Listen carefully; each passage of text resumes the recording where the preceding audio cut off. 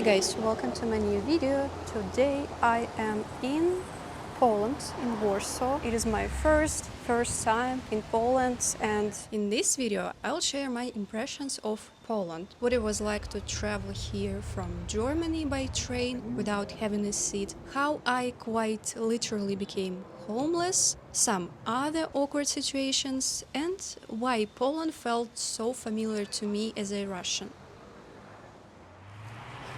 Well, technically, I already visited Poland because the last year, and I also made a video about it, I traveled to Montenegro. And from Tbilisi, I had a flight there through the Warsaw airport, so I can say that I have been to Poland, but now it's my first time here, like standing here on the ground.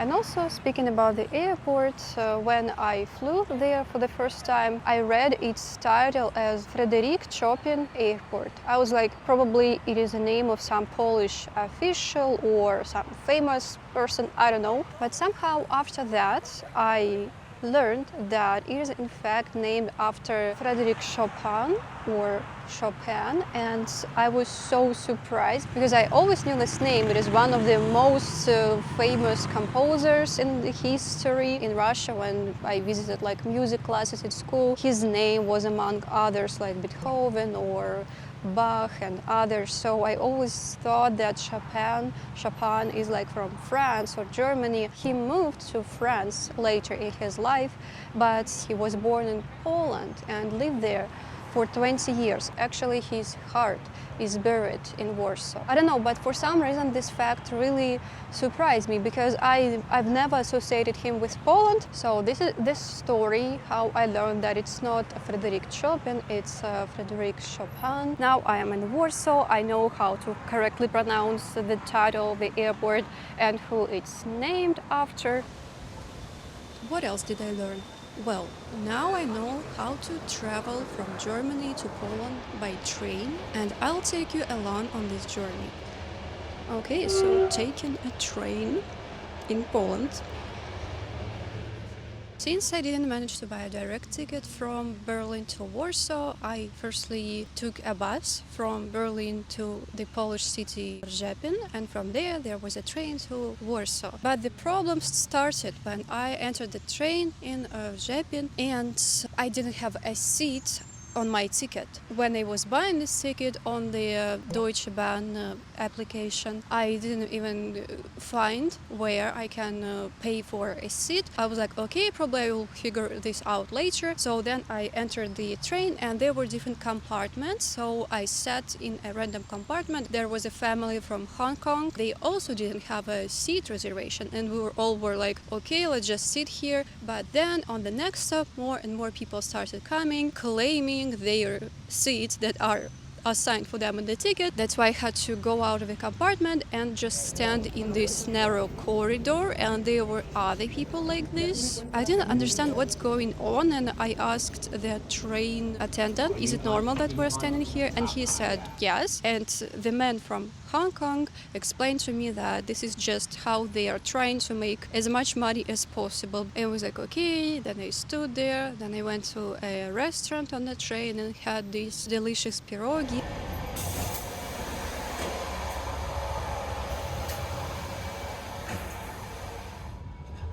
I don't understand the system. I heard this before, that in Europe there are quite different ways of how you can buy a ticket, and I found some explanation on Reddit. Sometimes people buy a ticket without a seat reservation because they don't know what train they're going to take. I'm like, for me it sounds so crazy. No, there is a train, there is your destination from this city to that city, and there must be a seat that is assigned to you. Like, I'm becoming so pissed off. Probably it has its pros, helping some people to save up money, and maybe it is indeed convenient for people who don't know what train they are going to be taken, which again sounds very crazy to me, but okay. I just accepted this and then arrived in Warsaw. And finally, at the end of such a long day, I can check in, put my suitcase down, take a hot shower and relax. Or maybe not. Now I'm in a hotel, but you know what? It's not the place where I was supposed to spend the night today, because actually I booked an apartment and I didn't manage to get to the apartment because there was self-check-in. And today, after like 6 hours in the train and before that 3 hours on the bus, I came to this apartment complex. It was so hard to find even the building itself, but it wasn't even all, because then I found the entrance, went up to the 10th floor and found my apartment, but there is a code that I was supposed to get on email. I was sitting next to the door and couldn't come in because I don't have the code. So for 3 hours I've been trying to reach them. Then I knocked at the door of a neighboring person, and it turned out to be a guy speaking Russian, and I asked him to call to reception because I cannot call them. For some reason my roaming doesn't work, and still no results. So now I'm randomly reserving some nearby hotel. But I mean, that's so terrible. This is terrible customer service. And I'm so angry because it's not how you do your business. People pay you money. Okay, if you cannot provide them with high quality, then don't put such high prices, and also don't promise that you will answer 24/7. It's terrible, and I don't know if I will be able to still spend the rest of my time in Warsaw in that apartment, or I will have to stay in this hotel. And probably when you change your location so often and have to deal with some little inconveniences every day, when you come across another obstacle, it is easier for you. So this time I was just, okay, whatever. I will just do all the actions by the algorithm. Okay, I message to this support, to that support, and I'm proud of myself that I wasn't hesitating to ask for help of that guy. Again, I wasn't feeling anxious. I was just very, very irritated, just laughing at the whole situation. I think it's a good approach. I didn't expect this, but at midnight I got the reply finally. We apologize. And finally, here's the code. Anyway, tomorrow I will try to check in there one more time, and I will see if they will reimburse me. Attempt number 2. 10. Kabina B w prawo.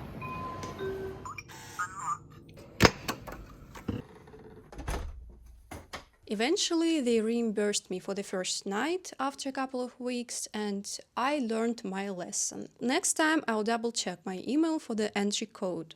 So, a room tour of the apartment. Here firstly is the kitchenette. Honestly, I thought it would be something bigger than just an inductive stove, but okay, like I don't need cooking much here. Also, they have iron, it's so needed. Refrigerator. And here's the room itself. But the most impressive is the view on the Warsaw city. Okay, it's not the best background you can find in European cities because there are these Khrushchevka houses, but nice to see that they actually can look okayish if they are renovated. Here they are colored with some neutral tones, and overall it looks nice, but still a little bit Soviet, or at least Eastern European. And yeah, here actually this balcony is connected to another apartment, so Ты чё, ебанутый? Что ты там делаешь? And also, when I came to this apartment complex, I spoke Russian with a taxi driver, or rather, he started speaking. Okay, he firstly referred to me in Polish, as everyone here does. I said, "Nie mówię po polsku," and then he was like, "What language do you speak?" I said English or по-русски, and he was like, "Oh, по-русски." He somehow switched to broken Russian and asked me where I'm from. There was actually a program about the war in Ukraine on the radio, and he asked me, I said, no, I'm from Russia, but I live in Georgia. Then he asked me why I moved from Russia, and obviously I told my story that it was unsafe for me to stay there, to speak out against the government. Then I asked him, thank you for speaking Russian with me. I heard that that people in Poland are antagonizing Russians. Yes, I'm a master of building a friendly communication, but to this he answers something like, we are just against Putin and his politics, we are not against regular people. You know, I expected an answer like this. My tylko против Putin, no, что он напал на самостоятельное государство, no to tylko это, no, что And then I asked him finally, like, how do you know Russian? And he said that he studied it in his school years when still it was, I don't know, was it the Soviet Union or some remainings of it? But he said that we were supposed to study the language of the brotherly nation, and he made this gesture by the brotherly nation. Yeah, people here understand everything. I mean, the hypocrisy of Russia and the Russian government imposing this relative connections, like Ukraine is our brothers and we as a big brother will save them, blah blah blah. Yeah, this conversation made me to feel more welcomed. I mean, I didn't expect that I would be able to speak Russian with someone here in Warsaw. But anyway, as you can see now, I'm wearing my new t-shirt, yes, compared to all my previous videos. I bought it in Berlin. There was event for Russian opposition speakers and Ekaterina Shulman, her program status. It is now the only t-shirt that I have that is clean. This t-shirt has an innocent joke about Mondays printed on it, but little did I know that wearing a t-shirt with Russian words that day would be a mistake. More on that later. Now I'm going to a laundry, and actually in this residential complex there is a laundromat.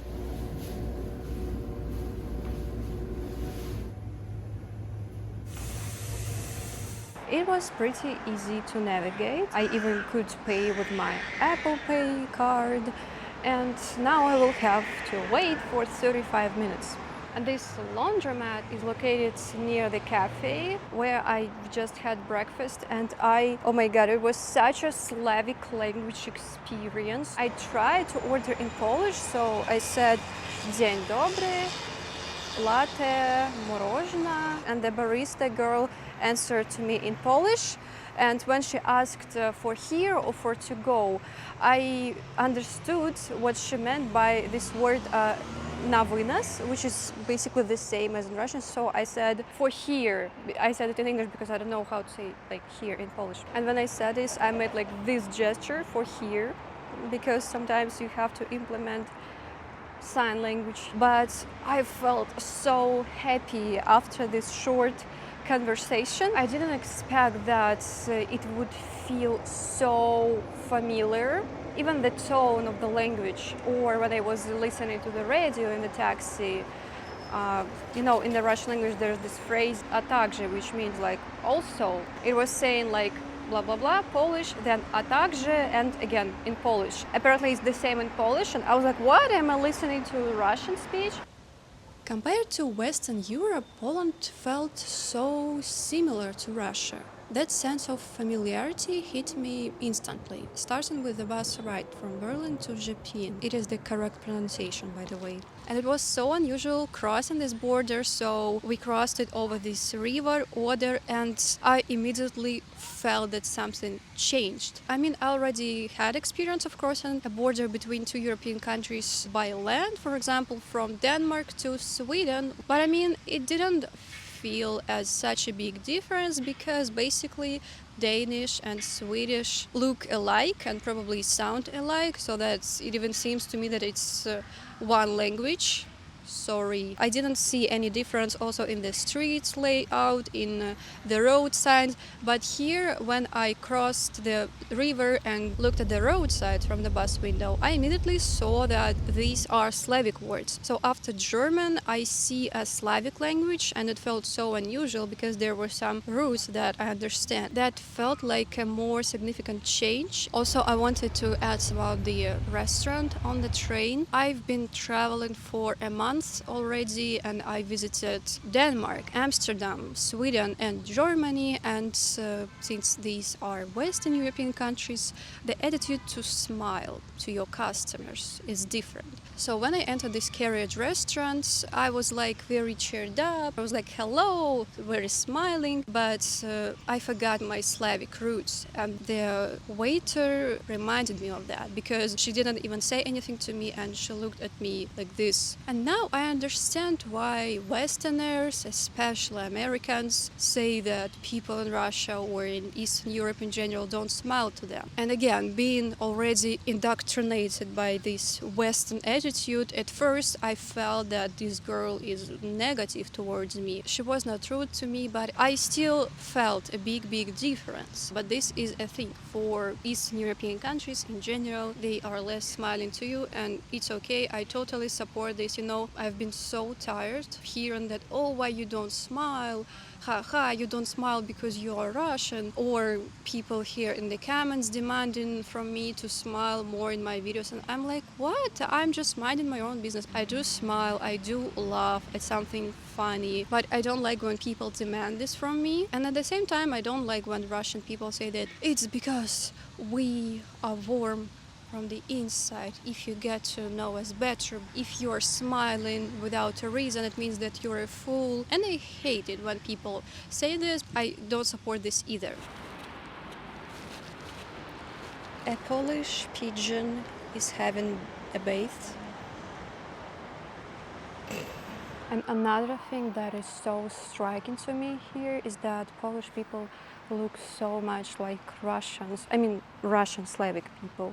Because that girls in the coffee shop, they look like my classmates. I don't know how to explain, but like somehow I can't differentiate Slavic faces from, I don't know, people from Germany or from Sweden. Another thing is that in this apartment complex there are many Ukrainians. I recognize the Ukrainian language, and more than possible that they are refugees who moved here and are renting an apartment here temporarily.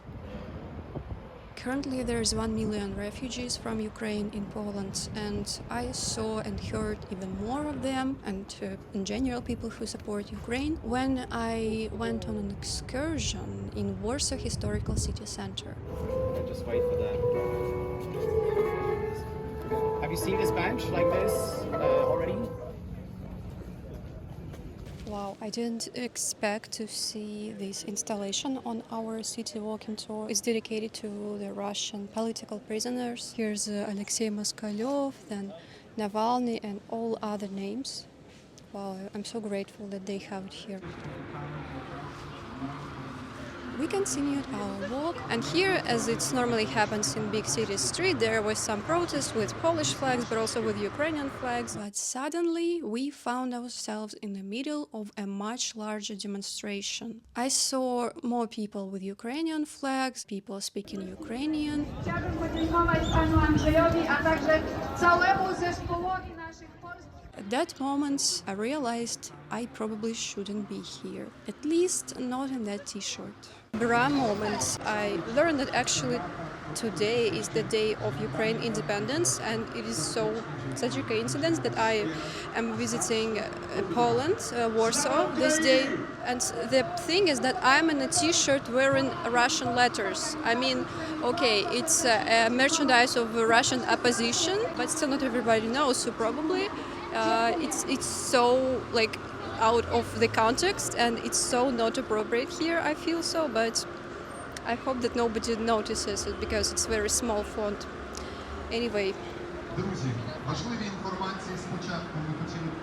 probably some people might understand it wrong and think that a person with Russian letters, like amidst the rally in support of the Ukraine's independence, some people will think that like it's a statement, but no. The fact that I forgot about this holiday and that I was just on a tourist walk, I think this fact shows how detached I am from the news. Actually, when I was filming about that apartment complex and how I was so disappointed with them and angry, already back then I wanted to add that I do see this contrast because me, a picky tourist, being unsatisfied, and at the same time there are people passing who speak Ukrainian, and I assume that they are refugees, so I do see this contrast.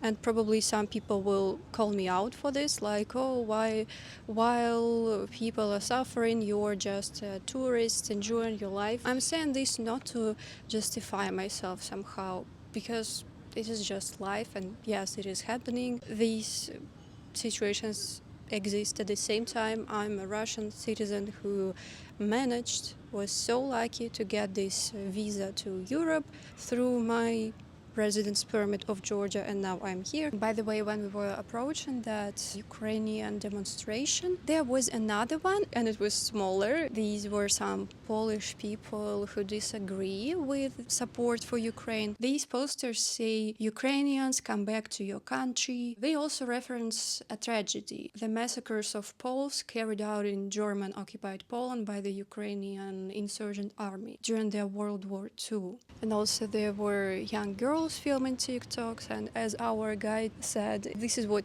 happens in a free country. There is pro-Ukrainian rally, anti-Ukrainian rally, and girls filming TikToks and dancing. Anyway, there will be another video about Warsaw, where I will tell you more about the city and what I did there. So push the like button, write your comments. You can also support my channel on Patreon, here on YouTube by becoming a sponsor on Buy Me Coffee or by some other means.